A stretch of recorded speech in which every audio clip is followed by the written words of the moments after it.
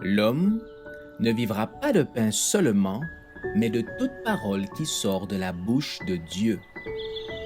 Voici votre moment de méditation quotidienne.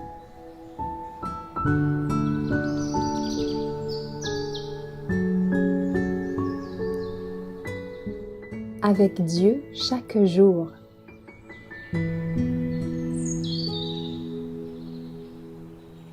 Nos hôtes et le culte de famille. Vous, au contraire, vous êtes une race élue, un sacerdoce royal, une nation sainte, un peuple acquis, afin que vous annonciez les vertus de celui qui vous a appelé des ténèbres à son admirable lumière.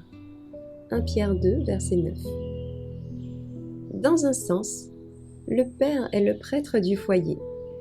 C'est lui qui offre sur l'autel de la famille les sacrifices du matin et du soir.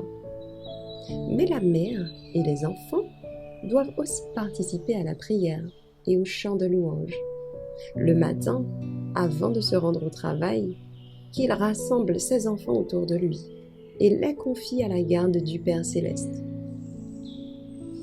La journée terminée, que la famille s'unisse afin d'offrir une prière de reconnaissance et un chant de louange pour la protection dont elle a été l'objet.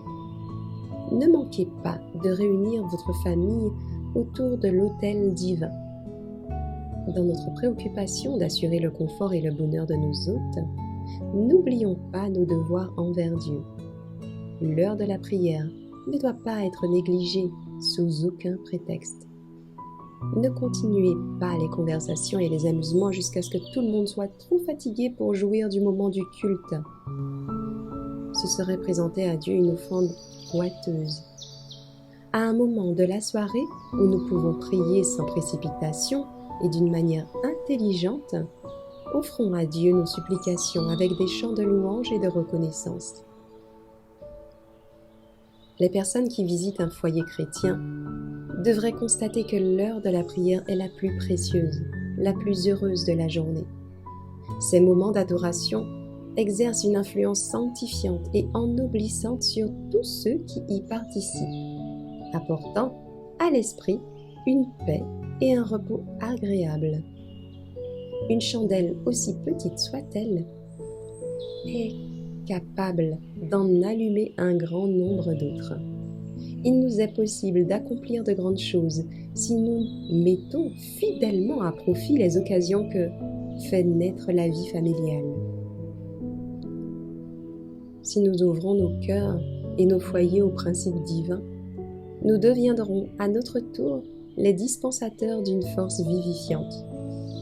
De nos maisons émaneront alors des rayons salutaires portant la vie, la beauté, la fertilité, où règne la stérilité et la mort.